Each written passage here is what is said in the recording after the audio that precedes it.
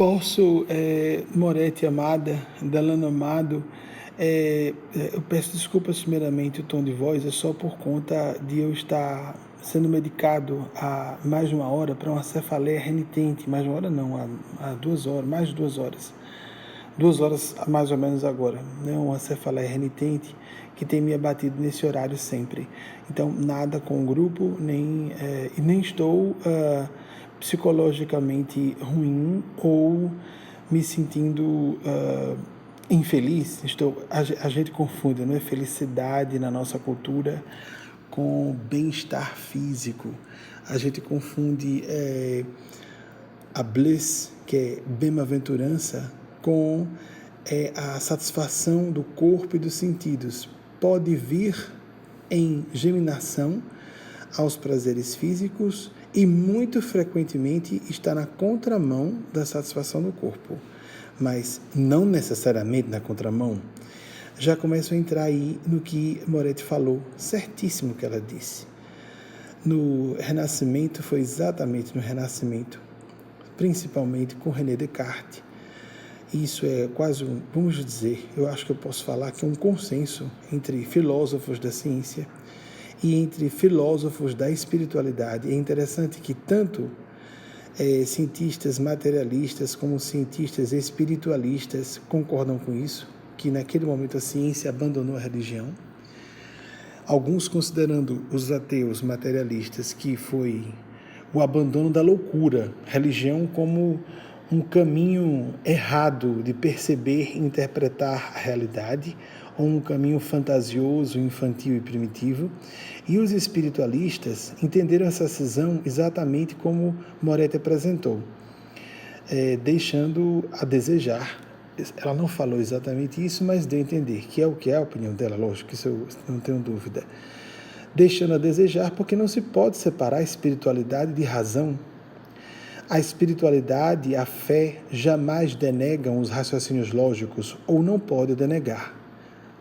A verdadeira espiritualidade, ela transcende a razão, mas alicerça-se nela. Então existe uma transracionalidade que é a proposta de Temístocles e outros amigos espirituais, autores espirituais de nossa escola de pensamento, nossa organização.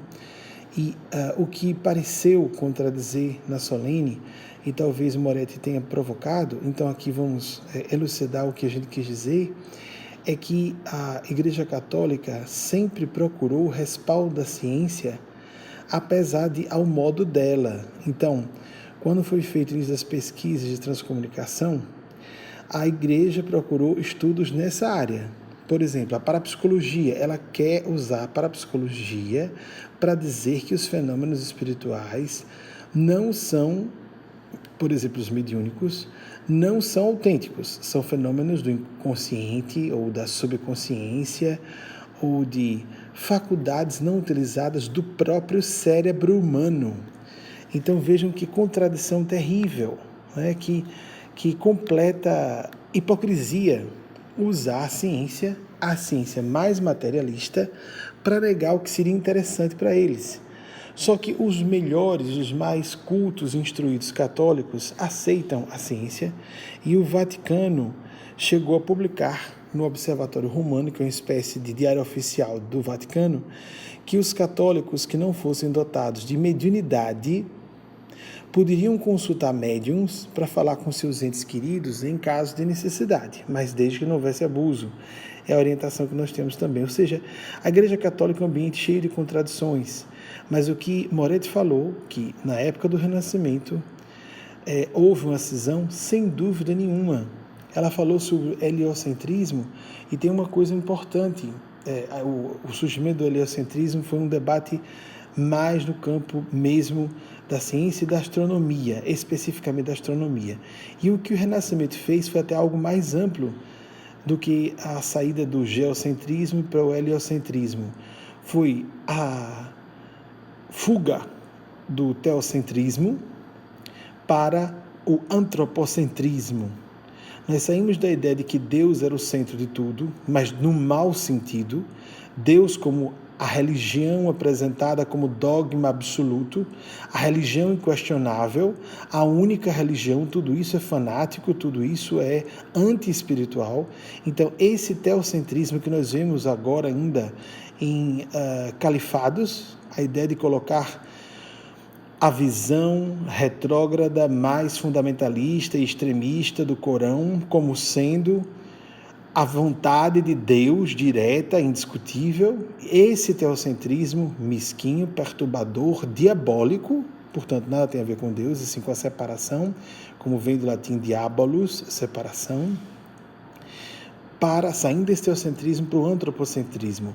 Então os cientistas e os grandes pensadores do Renascimento e depois do Iluminismo mais ainda, que intensificaram os iluministas essa divisão, né? Tanto que Newton vem nessa fase, vamos dizer assim, de transição entre Renascimento e Iluminismo. Eu estou falando livremente, amigos, eu sei que historiadores têm várias discussões sobre isso e não há necessidade de precisão em séculos ou épocas específicas, mas sabemos que o Renascimento introduziu ou preparou o terreno para o Iluminismo. Então o Iluminismo intensificou essa cisão, tanto que René Descartes, na época do Renascimento, criou a primeira cisão e Isaac Newton deu uma base matemática mais sólida ainda para essa cisão. Isso foi um distúrbio muito grande na forma de pensar ocidental. Nós todos somos ocidentais e a forma de ciência e cultura ocidental, esta forma ocidental de ciência e cultura está se globalizando, está se generalizando no globo, está ficando hegemônica essa forma de pensar e raciocinar ou interpretar o mundo, e nós precisamos urgentemente utilizar essa mesma ciência, que é o que está acontecendo entre grandes pensadores de ciência, como aqueles que são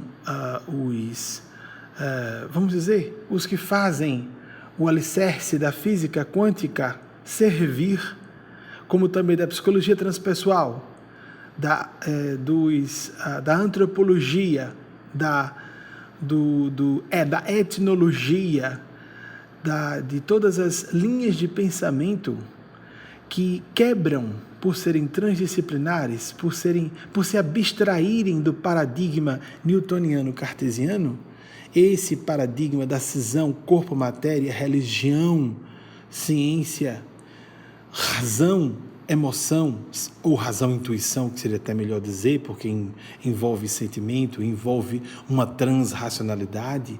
Nós precisamos fazer esse acerto de contas, costurar essa realidade cindida dentro de nós próprios. O que Moretti falou é certíssimo. E o que Delano também está dizendo quando fala da ciência que ele introduziu. Eu estou apenas... falei mais Moretti, citei mais Moretti do que Delano, porque Moretti foi que solicitou nossa participação, né? E obviamente, como ela disse, possível sim, porque eu espero a orientação dos guias espirituais para falar ou não. E essa costura, acertadamente ela disse, está acontecendo no nosso inconsciente, para aqueles que quisermos fazer essa costura. E é uma costura que, mais uma vez, a costura dá uma ideia mecanicista de algo rasgado, que deve ser, portanto, um pedaço, uma parte unida à outra, mas para que nós tenhamos uma metáfora transição para a ideia orgânica, que é, por exemplo, uma sutura. Em vez de costura, podemos transformar a costura numa sutura. A sutura de um tecido vivo. De fato, um cirurgião dá os pontos, ele literalmente costura tecidos vivos, que são as suturas, e a partir disso, o tecido vivo faz a emenda célula a célula, de forma misteriosa quase para a ciência, para os bons cientistas, os mais honestos, especialistas da cirurgia, por exemplo. Então é isso. Sim, há um cético muito forte, uma cética muito forte dentro de cada uma e cada um de nós. Nós fomos treinados no ambiente acadêmico, mesmo que alguns sejam especialistas de áreas não científicas, o próprio pensar cotidiano, não é? Aquelas formas de enxergar a vida mais rotineiras estão contaminadas com essa ideia de que espiritualidade, Deus, nada tem a ver com aquilo que nós tocamos, o que é físico, o que é material. Vem a boa e avançada ciência que diz que o que a gente toca não existe, o que é invisível aos nossos sentidos é mais real do que o que é visível ou acessível aos nossos sentidos físicos, e nós começamos a fazer uma maravilhosa perversão da loucura anterior. Então, o que é loucura para um contexto? Loucura pode ser cura, pode ser a verdadeira lucidez. Beijo no coração de todas e todos, sim, reforçando, sem dúvida nenhuma, maior vigilância. Foi essa a proposta subliminar, creio eu? Não, nem foi até expressamente dito. Temos que estar vigilantes em relação ao cético e a cética interiores. Deve esse cético ser trazido à tona para duvidar nos momentos certos, mas não nos paralisar. A dúvida correta é uma dúvida muito avançada. A dúvida que não está eivada dessa fragmentação patológica é uma dúvida que diz respeito, por exemplo, não de dizer se a mediunidade existe ou não, se o mundo espiritual existe ou não, porque há meios sobejos de evidenciarmos isso. Mas, em que momento um fenômeno é autenticamente mediúnico, ou que percentual de autenticidade existe em termos de expressão de uma inteligência despojada de corpo físico através de outra inteligência que está encapsulada num organismo de matéria densa, porque tem uma matéria não densa, a matéria perispirítica, em outra faixa de vibração da matéria, uma faixa que seria energética sem ser material, porque a matéria é energia densificada, forma de apresentar de modo mais didático o assunto. Então, observemos isso. E algumas pessoas se julgam mais inteligentes por duvidarem de tudo, como uma suspeita, tudo que seja espiritual, como uma negação de tudo que seja de Deus, portanto, um blindar-se à fé, um bloquear-se a perceber a base verdadeira da realidade, o piso fundamental da realidade, que é o divino espiritual. Isso vagamente nos lembra o campo das infinitas possibilidades da física quântica, mas vagamente, é mais profundo que isso. Um beijo no coração de todas e todos. Peço desculpas pelo mais longo do comentário, vou fazer um esforço possível, a não ser que debaixo de ordem da espiritualidade maior, como aqui eu fiz, retornarei para tecer algum comentário, a fim de que os professores Delano Motê e Rosilene Moretti tenham a oportunidade de nos apresentar seus contributos tão bons para as nossas reflexões, estudos e reforços do fundamental em nossas vidas. Beijo no coração de todas e todos. Benjamin. Amadas e amados, a começar por Moretti e Delano, me perdoem, eu não posso nem ouvir o que vocês estão comentando, eu queria tanto acompanhar seus comentários, etc., porque a espiritualidade de fato me pediu que eu complementasse o que foi falado pouco antes, porque eu estava sob influência, e eles pediram que dissesse que era necessário haver até a pausa. Eu até pensei que fosse falha de filtragem. Eles disseram não, era necessário haver a pausa para que as pessoas assimilassem a primeira parte, o primeiro conteúdo, o conteúdo que, como eles disseram, né, como o Delano falou, eles disseram porque foi Delano com o Gustavo Henrique, eles disseram da transdisciplinaridade. Então, como era um assunto mais denso, entrelaçado e complexo, nós precisamos passar primeiro esse conteúdo inicial para chegarmos a isso. O Renascimento e o Iluminismo, que geraram essa cisão da razão, ciência, religião, ciência, fé, razão, matéria, espírito, isso que é o tal conhecido paradigma newtoniano cartesiano, tudo isso foi necessário. Nós tínhamos uma tese primordial, como propôs o filósofo alemão Hegel, que a evolução acontece em espirais dialéticas. Eu já não sei o quanto aí tem fala de Eugênia, porque a gente vai falar muito sobre as espirais evolutivas dialéticas. Tese, antítese, síntese se transforma, segundo Hegel, numa nova tese, que por sua vez será contraposta por uma nova antítese, para chegarmos a nova síntese. Então vamos criando níveis cada vez maiores de supraordenação, de complexidade avançada, por cada síntese representar o somatório dos melhores elementos da tese e antítese de que cada síntese foi antecedida. Então, primeiro nós tínhamos essa tese da religião dogmática, opressiva e castradora, representada pelo Vaticano e a Igreja. Vaticano como Estado não era nem o caso, creio que não existia naquela época, até onde eu me lembre. Mas sim, a Igreja Católica, com aquele poderio de o Papa como rei dos reis, tinha que existir uma contraposição profunda, um confronto histórico de séculos sucessivos, embora tenham sido poucos séculos do Renascimento a essa data, em relação a 1500 anos de poderio quase absoluto da Igreja Católica sobre as outras formas de poder que aconteciam no final da Antiguidade, durante toda a Idade Média.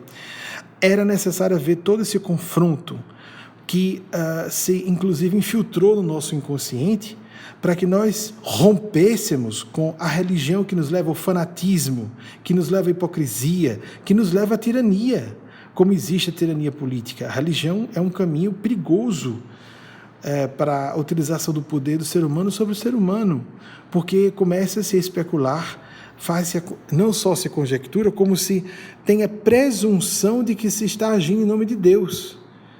Aí o teocentrismo negativo. Então precisava ver o renascimento do iluminismo, e isso aconteceu de forma tão profunda e intensa que foi para o nosso inconsciente. E agora, historicamente e por isso inexoravelmente, é um movimento evolutivo, todos como espécie, como civilização, vamos avançar para a síntese desse processo. Vamos manter, sim, os conceitos fundamentais, os princípios de espiritualidade, mas com a perspectiva antropocêntrica também. E de que forma? Vamos unir teocentrismo e antropocentrismo, por sabermos que Deus sim é o centro, mas nós somos responsáveis. Aí o antropocentrismo, o aspecto antropocêntrico. Nós somos responsáveis por fazer o alinhamento com Deus, porque nós não somos escravos de Deus, somos criaturas, filhos, filhas de Deus, e que recebemos uma outorga divinal, um direito inalienável a sermos plenamente donos de nosso destino, donos das nossas escolhas, arcando com as consequências, inclusive, de escolhas erradas, para que aprendamos com a experiência das implicações das escolhas erradas.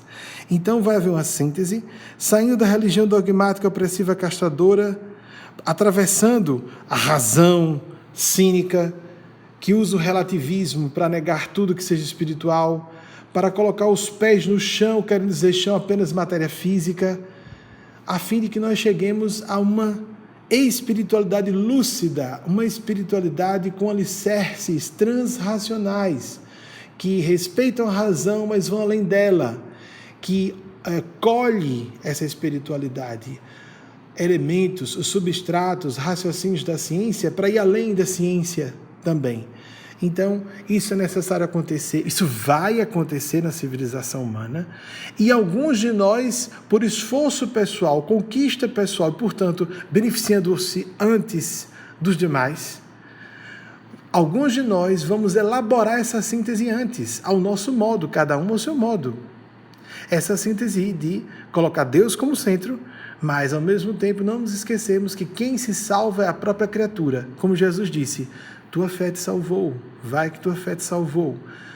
Então, que Nossa Senhora e Nosso Senhor, o grande anjo, nos ajudem nesse processo complexíssimo, delicadíssimo, que não tem nada com entorpecer o raciocínio, a inteligência, ou fugir à cultura ou à ciência, como algumas pessoas muito erroneamente entendem espiritualidade. Isso é religião convencional, tradicional e, portanto, desatualizada, retrógrada, desinformada e anti-espiritual. É contra Deus. Essa religião é contra Deus. Como nós vemos as organizações religiosas, muitas vezes, gerarem movimentos e apresentarem ideias completamente anti-humanitárias, atacando minorias, gerando guerras até, fomentando guerras e confronto entre povos e indivíduos. Vamos fazer essa síntese pessoal. Quanto mais nós anteciparmos esse movimento histórico, melhor para nós mesmos. Nós vamos auferir os frutos de felicidade, paz e sentimento de completude de quem já fez essa experiência de transição que vai acontecer coletivamente, mas e vai acontecer coletivamente quando a massa crítica de indivíduos, uma massa crítica mínima, massa crítica geralmente é uma quantidade mínima de pessoas que provoca a transição do grupo inteiro da população, de uma faixa demográfica maior e com fé em Deus da população da Terra inteira quanto antes. Vamos compor essa massa crítica, porque quanto mais indivíduos passarem para essa faixa, mais aceleraremos a introdução da humanidade inteira na nova faixa de consciência transracional, de espiritualidade lúcida. Realmente, encerrando minha participação aqui hoje com vocês, peço sinceramente desculpas se subtrair muito tempo dos professores Delano e Moretti. Estão autorizados a passar um pouco de 22h30 para complementarem seus raciocínios com o limite máximo de 22h45. Irmão pelos laços do Espírito, Benjamin. Um beijo no coração de todas e todos e até domingo, se Nossa Senhora, Nosso Senhor e o Grande Anjo permitirem.